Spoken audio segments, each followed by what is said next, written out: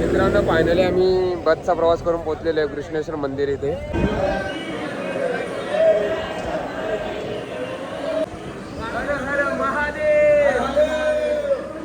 लेणी आहे वेरूळ लेणी. तो बघा तुम्ही समोर बघू शकता. कैलास मंदिर दर्शन सुद्धा घेऊ शकता. आतमध्ये शिवलिंग आहे. तर इच्छा असेल ना आपली कुठल्याही देवदर्शनाला जायची तर भगवंत बरोबर नियोजन करून बरोबर पोहोचवतात. आम्ही जे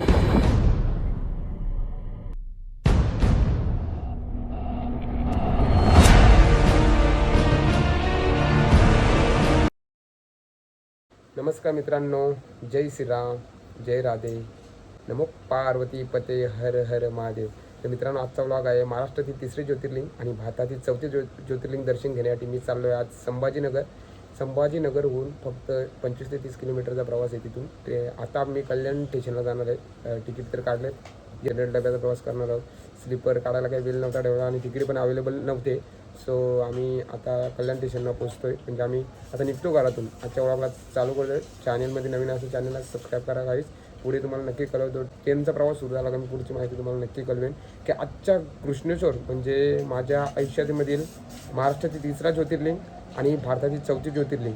पहिला मी केला काशी विश्वनाथ, दुसरा केला मी भीमाशंकर, तिसरा केला मी त्र्यंबकेश्वर आणि चौथा कृष्णेश्वर. म्हणजे महाराष्ट्रातील तिन्ही ज्योतिर्लिंग आजच्या व्लॉगमध्ये आपलं पूर्ण होती. तर चला बघत राहा. व्लॉगला सुरुवात करतो मी. पुढचा अपडेट तुम्हाला नक्की देतो. चॅनलमध्ये नवीन असाल तर चॅनलला सबस्क्राईब करा. राधे राधे, नमो पार्वतीपती, हर हर महादेव. मित्रांनो, पंकज विश्वकर्मा भेटलाय. रोहित शर्माच्या काकाच्या मावशीचा पोरगा पंकज विश्वकर्मा. रोहित शर्मा आणि पंकज विश्वकर्मा एकच नेटमध्ये गेलायचे दोघेजण. आता आम्ही चालू कृष्णेश्वरला. चला पंकज विश्वकर्माला घेऊन गाडी पाहिली इथे पार्क केले. आता आम्ही तिकीट काढायला चालू स्टेशनवरती. सो चला ब्लॉगमध्ये बघत राहा.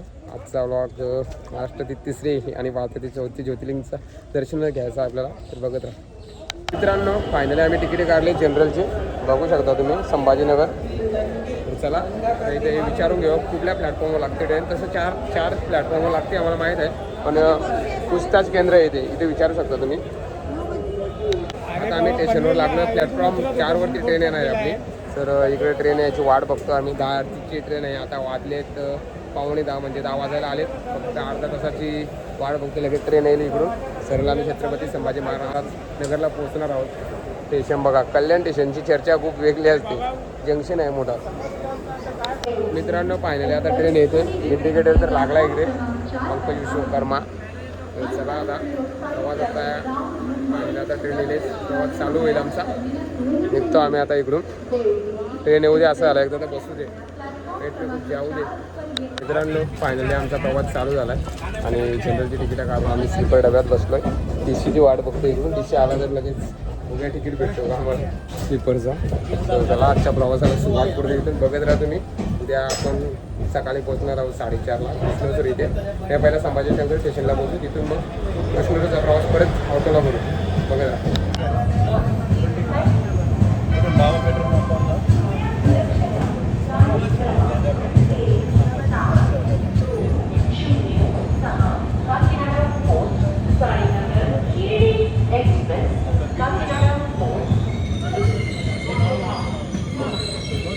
मित्रांनो, फायनली आम्ही पोहोचलो छत्रपती संभाजी महाराज नगर इथे. आणि ते बोलतात ना, जर इच्छा असेल ना आपली कुठल्याही देवदर्शनाला जायची तर भगवंत बरोबर नियोजन करून बरोबर पोहोचवतात. आम्ही जनरलची तिकीटं काढली, स्लीपर डब्यात बसलो आणि ACच्या बेडशीट आणलं झोपायला. एवढी सुविधा भगवंतांनी आम्हाला उपलब्ध करून दिली. आणि फायनली आम्ही इथे पोहोचलो स्टेशनवरती. पंकज विश्वकर्मा माझ्यासोबत आहे, रोहित शर्मा माझा चुलत भाऊ. कहाँ से आते हैं आणि मी गणेश पाटील. आता पोहोचले, बघूया आता इथून कसं काय प्लॅन आहे. सो इथपर्यंत तर पोहोचले म्हणजे कृष्णेश्वर ज्योतिर्लिंग इथे नक्कीच पोहोचणार आम्ही. चला, मस्त आहे स्टेशन, भारी छत्रपती संभाजीनगर. मित्रांनो, फायनली आम्ही संभाजीनगर स्टेशनला पोहोचलो आणि सो इथून बस आहे वेरूळ लेणी जागा. वेरूळ लेणी आणि कृष्णेश्वर ज्योतिर्लिंग एकाच ठिकाणी आहे. इथून तिकीट आहे एकाचा 60 रुपये. आम्ही 2 तिकीट काढल्यात 120 रुपयाची. आणि आता बघूया किती तास लागतात पोहोचायला. पाऊण तास लागतो का 1 तास लागतो बघितलं तुम्ही. जेवढे दाखवण्याचं शक्य होईल तेवढं आजच्या व्लॉगमध्ये दाखवणार आहे. हा तिकीट आहे. तुम्ही जर यायचं प्लॅन झाले तर छत्रपती संभाजी जो स्टेशन आहे तिथून तुम्ही बसला जाऊ शकता सर्व कृष्णेश्वर मंदिर. मित्रांनो, फायनली आम्ही बसचा प्रवास करून पोहोचलेलो आहे कृष्णेश्वर मंदिर इथे. सो आता आम्ही फ्रेश होणार आहोत. पंकज सोबतचा आहे बसचा प्रवास केला आम्ही इथून. आणि हे बघा आमची भिवंडीची गँग बघा इकडे.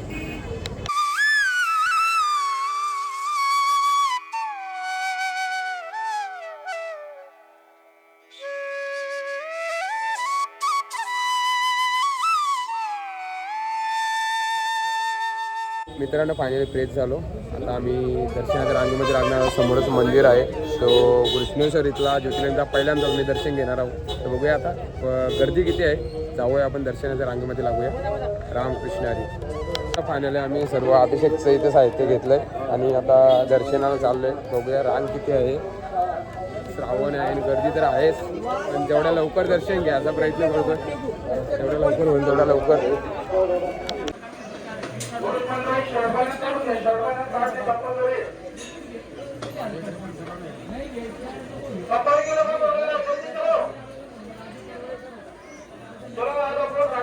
दर्शनाच्या रांगेत तर लागलोय, पण बऱ्यापैकी गर्दी आहे कारण आता श्रावण चालू आहे म्हणून. सो आम्ही रांगेमध्ये आहेत. ते रांग तर भरपूर दिसते मला. बघूया आता किती वेळ लागतो. त्याच्यानुसार पुढचा अपडेट तुम्हाला देतोच मी. बघत राहा तुम्ही.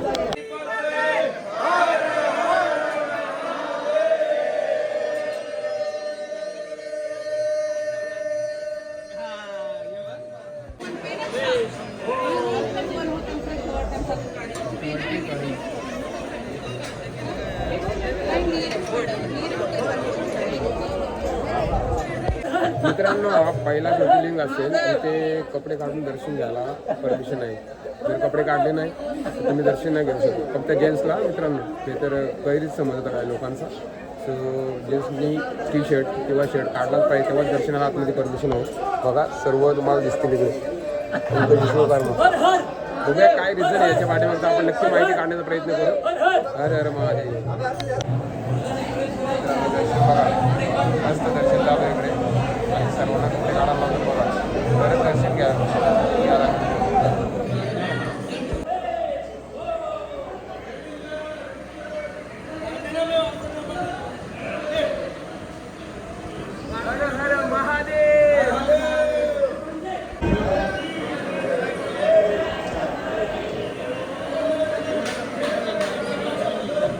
मित्रांनो फायनली दर्शन झाला. खूप एवढा छान दर्शन झाला ना का गंगा जल असे आम्ही भोलेनाथाचा अभिषेक केला. आणि माझ्या आयुष्यातील असा पहिला ज्योतिर्लिंग असेल तिथे आम्ही अभिषेक केला. काशी विश्वनाथला पण केला होता, पण इथला जो अभिषेक आहे तो एकदम प्रॉपर. आणि 5 ते 6 वेळा मला शिवलिंगला हात लावायला मिळाला. एवढा भारी दर्शन झाला. खूप छान. तुमचं काय बोलणार का तू बाबा? हर हर महादेव. मित्रांनो कृष्णेश्वर ज्योतिर्लिंगचं दर्शन कपडे काढून का घ्यावा लागतो म्हणजे मेन जेंट्सला.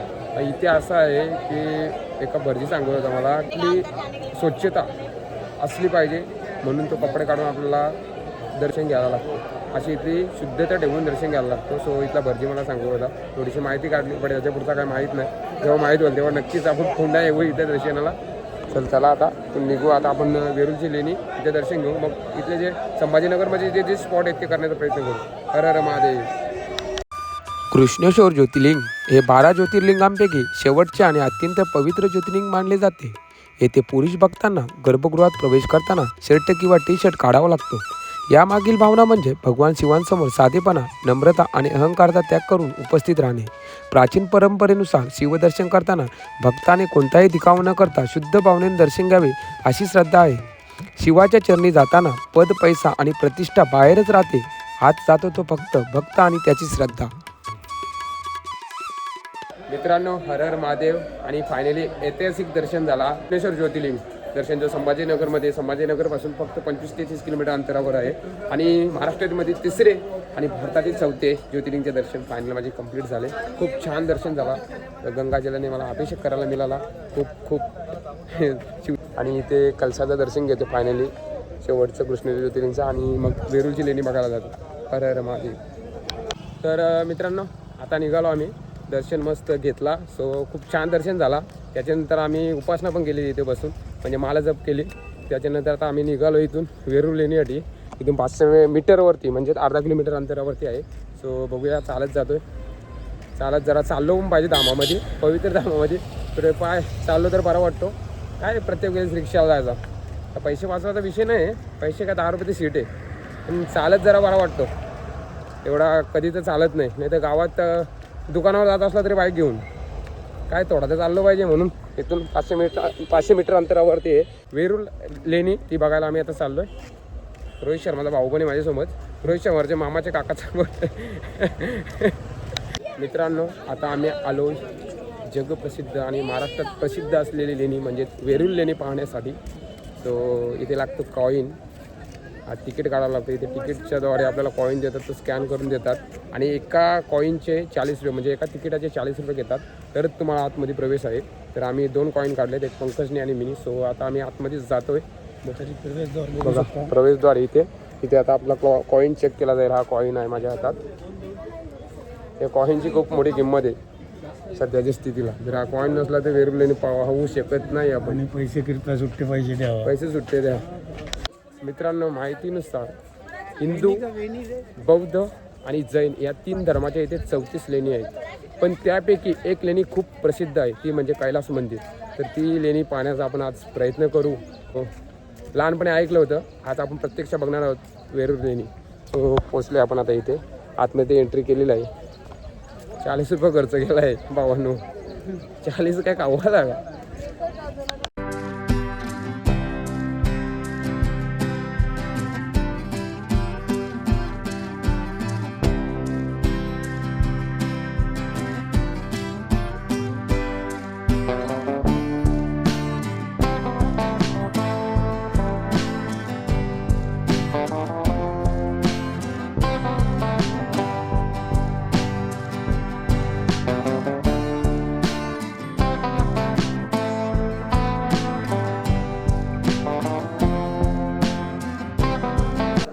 मित्रांनो आता आम्ही कैलास मंदिरामध्ये उभे आहोत. दर्शन तर झाला. समोर तुम्हाला बघितलं असेल शिवलिंग आहे, तुम्हाला दाखवतो मी. पूर्ण अंधार आहे. इथे 40 रुपये तिकीट तर घेतात, पण मेंटेनन्स काय नाही. उजेड तर पाहिजे कमीत कमी. आणि इथे शिवलिंग आहे, तुम्ही दर्शन घेऊ शकता. नमो पार्वती पती हर हर महादेव. छान इथे देखील दर्शन झाला. आम्ही आता दुसरी लेणी बघण्याचा प्रयत्न करतो. काय समजत तर नाही, एवढा आयडिया पण येत नाही. चला इकडून आता बाहेर जाऊ. खूप छान लेण्या कोरलेली तिथे. हा संपूर्ण कैलास मंदिर आहे आणि फुल खतरनाक म्हणजे खतरनाक कोरीव काम आहे. चला आता आपण इथून बाहेर जाऊया, दुसरी लेणी बघूया.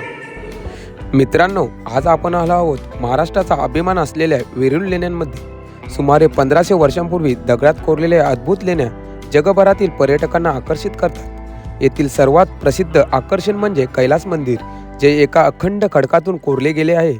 बौद्ध, हिंदू आणि जैन धर्माच्या एकूण 34 लेण्या इथे पाहायला मिळतात, ज्यातून भारताची समृद्ध संस्कृती आणि कलाकुसर दिसून येते.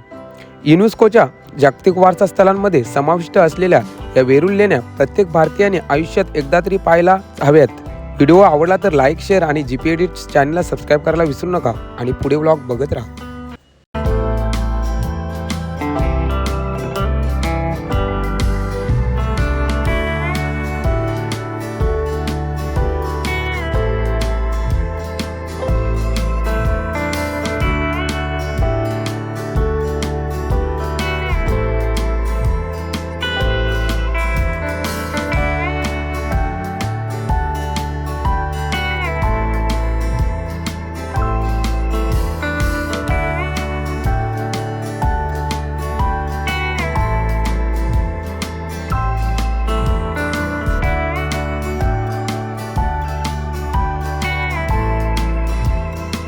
मित्रांनो खूप छान लेणी आहेत, बघण्यासारखी लेणी आहे वेरूळ लेणी.